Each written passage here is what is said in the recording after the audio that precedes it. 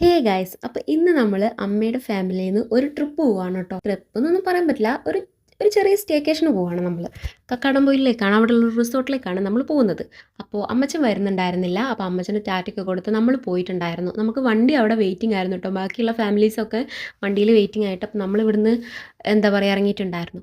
എനിക്ക് അച്ഛൻ്റെ ഫാമിലി അമ്മയുടെ ഫാമിലിയും രണ്ടും അടിപൊളിയാണ്. പക്ഷേ അമ്മയുടെ ഫാമിലിയിലാണ് കുറച്ചുകൂടെ വൈബായിട്ട് എനിക്ക് എപ്പോഴും ഫീൽ ചെയ്തിട്ടില്ല. കാരണം കസിൻസ് ആയാലും നമ്മൾ ഭയങ്കര എൻജോയ് ആണ് അവിടെ. ഞങ്ങൾ അച്ഛൻ്റെ ഫാമിലിയിൽ ഗേൾസ് ആണ് ഏറ്റവും കൂടുതൽ. ഏട്ടന്മാരുണ്ട്, എന്നാലും അവർ ഫാമിലി അങ്ങനെയൊക്കെ പക്ഷേ ഒരു ജിൽ ജിൽ ജിൽ വൈബ്. ഇത് അച്ഛൻ്റെ ഫാമിലി എപ്പോഴും എന്താ പറയുക, മാമന്മാരായാലും അല്ല മാമനല്ല വല്യച്ഛന്മാരായാലും അച്ഛൻ്റെ ഏട്ടന്മാരായാലും ഒക്കെ നമ്മളൊരു റെസ്പെക്റ്റ് ഇല്ലെങ്കിൽ ആവശ്യമുള്ള കാര്യങ്ങൾ മാത്രം സംസാരിക്കുക, അങ്ങനെ ഒരു നോർമൽ ഫാമിലിയാണ്.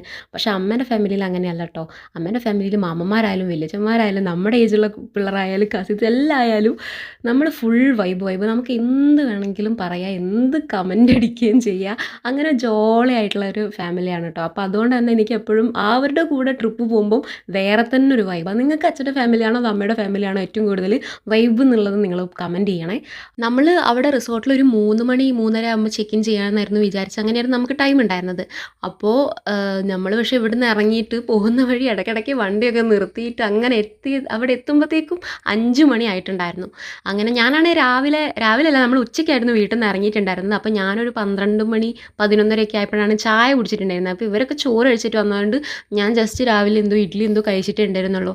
പിന്നെ എനിക്ക് വിശക്കൊന്നും ഉണ്ടായിരുന്നു. എനിക്ക് ആ ഇഡ്ഡലി എന്തോ പറ്റിയതും ഇല്ല. കഴിച്ചപ്പോൾ മുതൽ എനിക്ക് എന്തോ ഒരു വൊമിറ്റിങ്ങിന് എന്തോ ഒരു അവസാനം അമ്മയുടെ കയ്യിൽ നിന്ന് ഞാൻ ടാബ്ലറ്റൊക്കെ കുടിച്ചതിന് ശേഷം ഇങ്ങനെ പോകുന്ന വഴിക്ക് വണ്ടിയൊക്കെ നിർത്തിയപ്പോൾ ഞാൻ ഒന്ന് ഉഷാറായി. അങ്ങനെ എനിക്ക് ആൻറ്റി ചോറൊക്കെ അവിടുന്ന് ഹോട്ടലിൽ നിന്ന് വാരിത്തന്ന, സത്യം പറയാം ചോറ് കഴിച്ചപ്പോഴാണ് എനിക്കൊന്ന് സമാധാനമായത്. അപ്പോൾ എവിടെ ചെന്നാലും വേറെ എന്ത് കിട്ടിയില്ലെങ്കിലും ചോറും കറി കിട്ടും, ഞാൻ ഹാപ്പിയാണ്.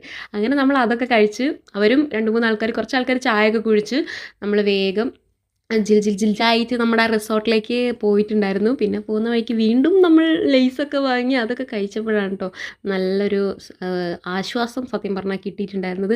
ഞാനിവിടെ കഷ്ടപ്പെട്ട് ലെയ്സ് തിന്നുന്ന വീഡിയോ എടുക്കുന്നത് കണ്ടിട്ട് എൻ്റെ ഫോൺ ഇങ്ങനെ വീണ് പോയിരുന്നു. അപ്പോൾ സഞ്ജു എനിക്ക് വീഡിയോ എടുത്ത് തന്നിട്ടുണ്ടായിരുന്നു. ഇത് നമ്മുടെ ഫാമിലിയിൽ എപ്പോഴും ഉണ്ടാവില്ലേ, ആ ഒരു കസിൻ നമുക്ക് ഫേവറേറ്റ് കസിൻ, ആ ഒരു കസിൻ ഇല്ലെങ്കിൽ നമുക്ക് എന്തോ പോലെ.